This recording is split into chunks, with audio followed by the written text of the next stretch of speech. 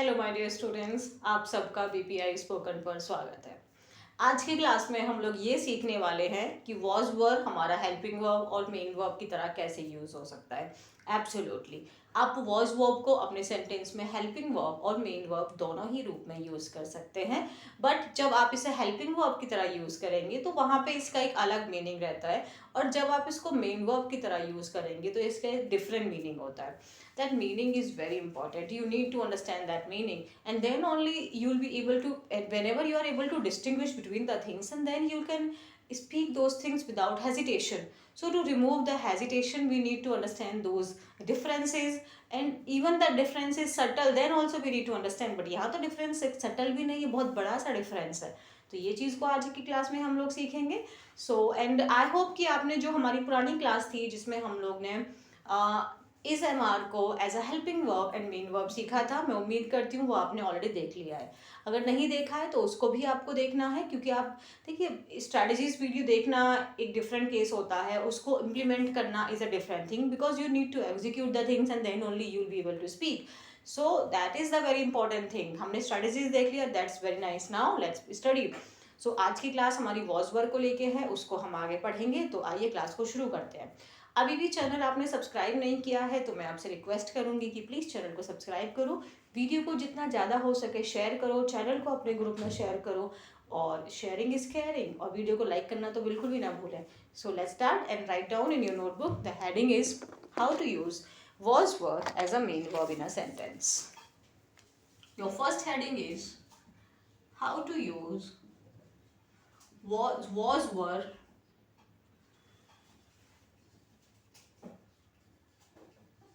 As a main verb. अभी हम देखेंगे कि इसको हमें मेन वर्ब की तरह कैसे इस्तेमाल करना है। देखिए, जब भी ना आप ध्यान रखिएगा, जब भी इसको हम मेन वर्ब की तरह इस्तेमाल करेंगे तो उस सेंटेंस में कोई भी एक्शन नहीं हो रहा है। ये चीज आपको बहुत ध्यान रखनी है कि वहां पे नो फिजिकल एक्शन, उस सेंटेंस में कोई भी काम नहीं हो रहा है, और वो जो आपका सेंटेंस है वो सिर्फ हमें एक इंफॉर्मेशन दे रहा है, उससे हमें एक जानकारी प्राप्त हो रही है। क्योंकि हम वॉज वर्क की बात कर रहे हैं तो वो जो जानकारी है वो हमारी पास्ट से संबंधित है, पास्ट से रिलेटेड है। पास्ट से रिलेटेड हमारी क्या जानकारी हो सकती है, हम एग्जाम्पल के थ्रू समझेंगे। जैसे मैंने कहा मैं एक टीचर थी, मैं यहाँ पे कोई एक्शन नहीं परफॉर्म कर रही हूँ, I am just telling you my identity, my past identity, कि मैं एक टीचर थी। तो ये क्या है ना, ये कोई एक्शन नहीं है, ये आपका एक स्टेट बता रहा है, मेरी आइडेंटिटी बता रहा है। हमारे और आपके बीच का रिलेशन भी तो हो सकता है। सपोज आपने मुझसे पढ़ा, अब आपकी जॉब लग गई, मैंने कहा ही वॉज माई स्टूडेंट, या मान लो ग्रुप में खड़े थे, मैंने कहा भाई सारे मेरे बच्चे थे, मेरे स्टूडेंट थे, दे वर माई स्टूडेंट्स, वे मेरे स्टूडेंट्स थे। तो ये क्या हुआ, हमारे बीच का रिलेशन है ये, राइट।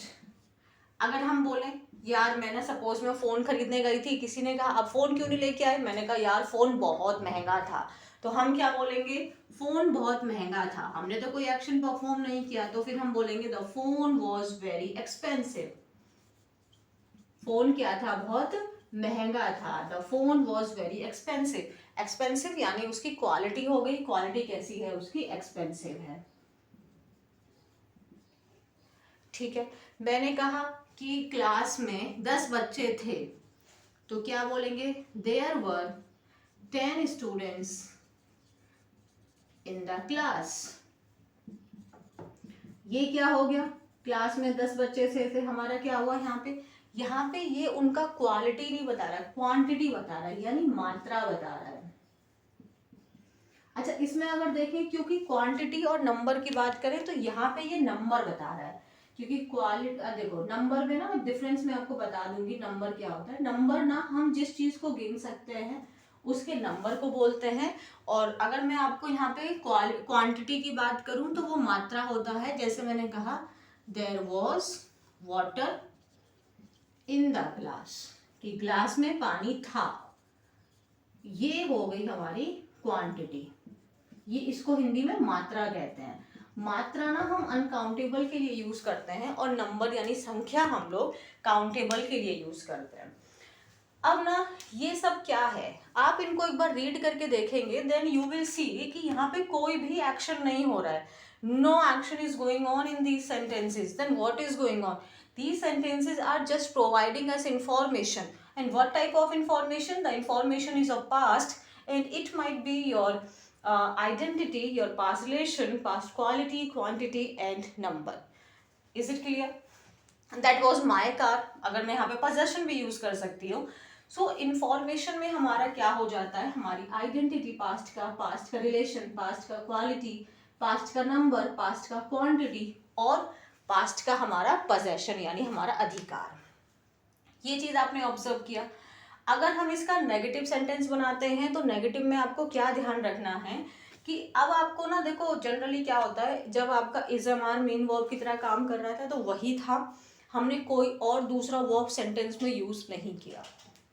सेम मैनर में अगर हम इस सेंटेंस की बात करें, मैं एक सेंटेंस का आपको नेगेटिव बना देती हूँ.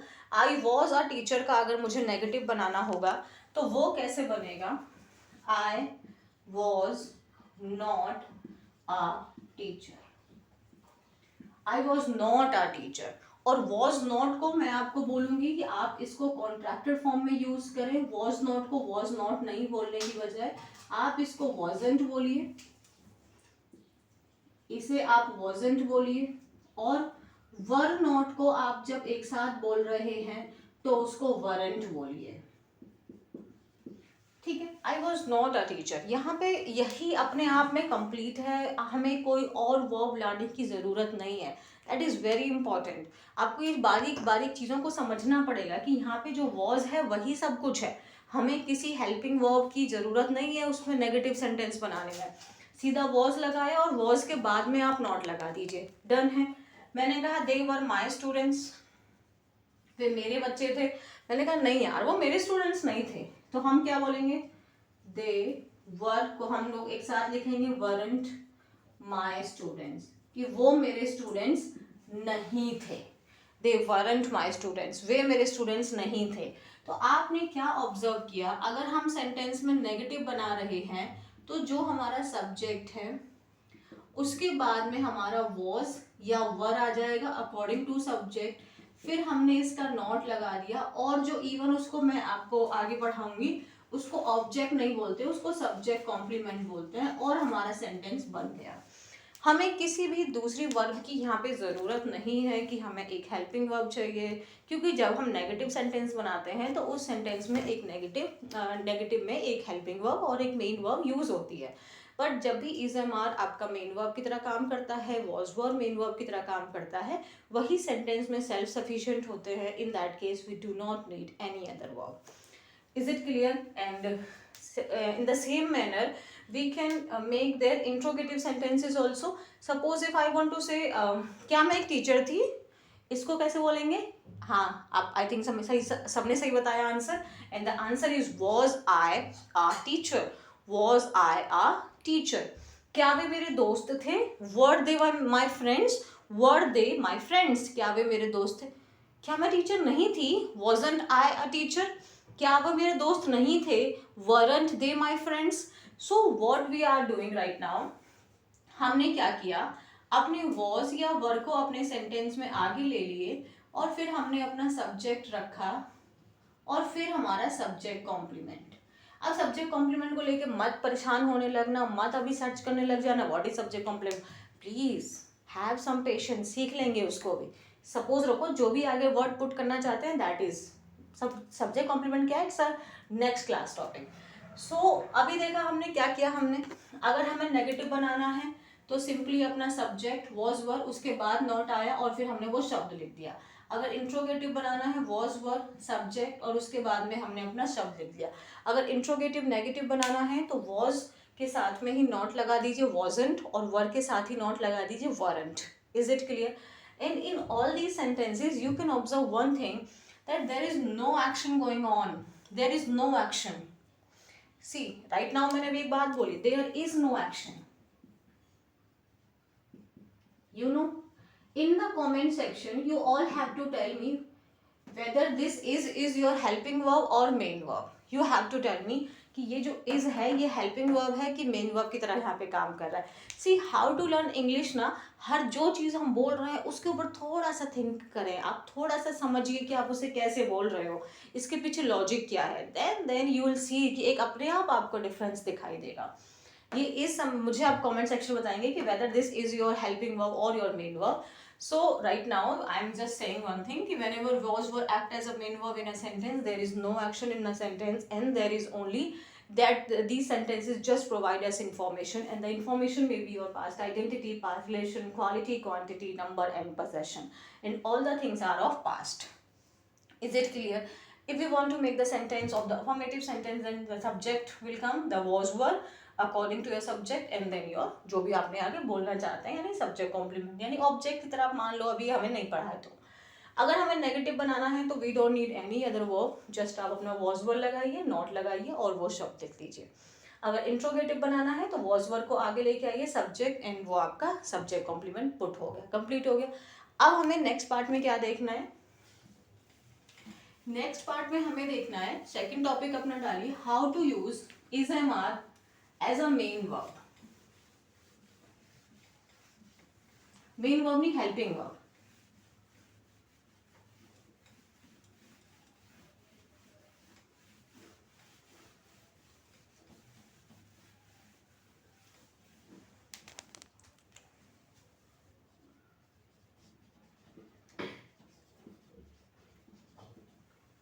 हेल्पिंग वर्ब की तरह हम इसे कैसे यूज करेंगे, देखो जब आपका वॉज वर्ब, अभी ना मैं ना आपको एक बात बता रही हूँ, वॉज वर्ब हेल्पिंग वर्ब की तरह दो केस में आता है, एक्टिव सेंटेंसेस में, पैसिव में। मैं अभी आपको एक्टिव तक ही बात रखती हूँ। तो जब वॉज वर्ब आपका सेंटेंस में हेल्पिंग वर्ब रहता है तो मेन वर्ब में हम लोग आईएनजी फॉर्म यूज करते हैं और ये कॉन्टिन्यूअस बताता है, जिसको इवन हम पास्ट कॉन्टिन्यूअस के नाम से भी जानते हैं। अब अगर मैं इसका एक पॉजिटिव सेंटेंस बनाऊं तो मैं बोलूंगी कि मैं अभी क्या कर रही हूँ, मैं पढ़ा रही हूँ। लेकिन अगर मुझे किसी का फोन आया, मैंने पिक नहीं किया, तो उन्होंने कहा आपने फोन नहीं उठाया, देन आई विल से कि आई वॉज टीचिंग। अब आप मुझे खुद बताइए कि ये जो टीचिंग शब्द है ये एक्शन है, टीचिंग एक्शन है। तो अगर ये एक्शन है तो अभी हमने यहाँ पे आईएनजी लगाया, और इसका ना एक पहचान रहा होता है कि मैं पढ़ा रही थी, पढ़ा रही, पढ़ा रहा था, जा रहा था, जा रहा था, मैंने कहा वे जा रहे थे, सो हम क्या बोलेंगे, दे वर गोइंग। तुम सो रहे थे, यू वर स्लीपिंग। तुम खा रहे थे, यू वर ईटिंग। तुम हंस रहे थे, यू वर लाफिंग। आप नाउ यू कैन सी सब में एक एक्शन हो रहा है, वहां पे आपका जो वॉज वर्ब है ये हेल्पिंग वर्ब हो गया। और इसके बाद हमेशा आप जब देखो आई वॉज टीचिंग, यहाँ पे आई ही एक्शन है, इसी को एक्टिव बोलते हैं, बट एक सेपरेट वीडियो में कॉन्सेप्ट पढ़ेंगे एक्टिव एंड पैसिव वॉइस का भी। यहाँ पे आप देखेंगे आपका डूअर जो है, जो एक्शन जो जैसे सब्जेक्ट बोल रहा है वो खुद एक्शन परफॉर्म कर रहा है। I was teaching, I was going, they were laughing, they were doing something, she was doing her work. तो यहाँ पे एक्शन हो रहा है, वो अपना काम कर रही थी, मेरा बेटा स्कूल जा रहा था, मेरे पापा मुझे बुला रहे थे, and in all these sentences action is going on. Now if you want to make their negative, these all are their positive sentences, ये सब हमारे पॉजिटिव सेंटेंस हैं। अगर हम इसके स्ट्रक्चर को देखें तो आप देखेंगे कि यहाँ पे आपने अपना सब्जेक्ट लगाया, फिर आप अपना वॉज लगाएंगे अगर आपका सब्जेक्ट सिंगुलर है तो, या फिर आप वर्ड लगाएंगे सब्जेक्ट प्लूरल है तो, और फिर हमेशा यहाँ पे आईएनजी आएगा और कोई फॉर्म ऑफ वर्ब आप नहीं लगाएंगे। बाकी आप ऑब्जेक्ट लगा सकते हैं।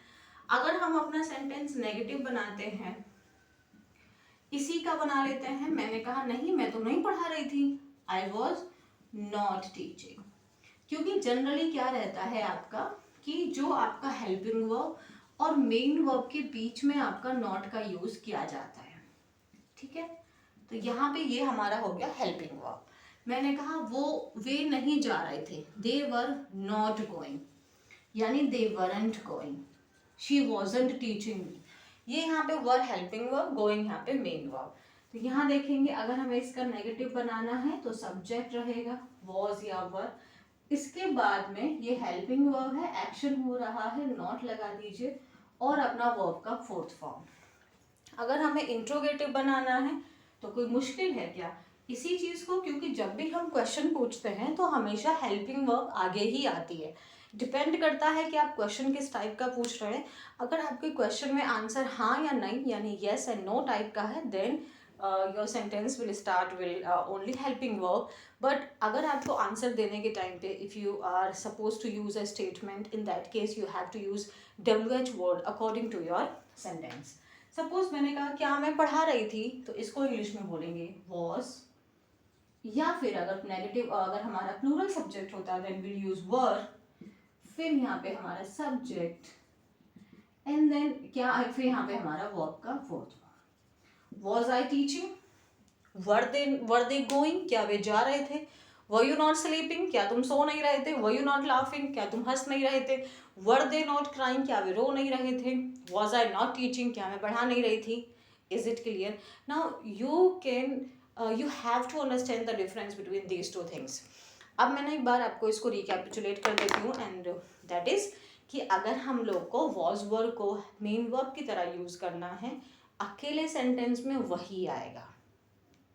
यस, चाहे सेंटेंस पॉजिटिव हो, नेगेटिव हो, इंट्रोगेटिव हो, सिर्फ वही रहेगा। कोई अदर वर्ब हमें वहाँ पे लगानी नहीं है, और उन सेंटेंसेस के अंदर में कोई भी एक्शन नहीं हो रहा है, सिर्फ पास्ट की कोई इंफॉर्मेशन हमें प्रोवाइड की जा रही है। अगर वहाँ पे ऐसा कुछ आ रहा है हिंदी बोलने के टाइम पे कि मैं काम कर रहा था, मैं पढ़ रहा था, मैं सो रहा था, वो जा रही थी, मुझे फ़ोन कर रही थी, मैं उससे बात कर रहा था, सब में एक रहा था, रही थी, यानी एक्शन है। और अगर एक्शन है तो वॉज वर्ब के साथ में हम वहाँ पे क्या लगाएंगे, ING। और इसका बहुत आसान है, हेल्पिंग वर्ब है, ऑलरेडी मेन वर्ब है। नेगेटिव बनाना है तो हेल्पिंग और मेन के बीच में नॉट पुट कर दीजिए। इंट्रोगेटिव बनाना है, आंसर यस नो में है, तो सीधा वॉज वर्ब को उठा के आगे रखिए, the your subject and your verb का फोर्थ फॉर्म। अगर क्वेश्चन में जैसे क्या कि तुम उससे क्यों बात कर रहे थे, why were you talking to her, ठीक है ना। अगर WH वर्ड है then first of all you have to put your WH word, then your helping verb, subject and your main verb का fourth form. So with this we have already, I hope आपकी ये बात समझ में आ गई है कि हमने ये सीखा है कि वॉज वर्ब को कैसे हेल्पिंग वर्ब और मेन वर्ब की तरह सीखते हैं। तो मैं उम्मीद करती हूँ और आपको एक होमवर्क में देती हूँ कि आप मुझे 3 से 4 सेंटेंसेस बनाएंगे, कमेंट सेक्शन में उसको लिखेंगे और वहाँ बताएंगे कि मैम ये हेल्पिंग वर्ब है, ये मेन वर्ब है। And with this we are done with this video. I'll like let's meet in the next video. Till then, take care, bye bye, and subscribe to the channel. Thank you.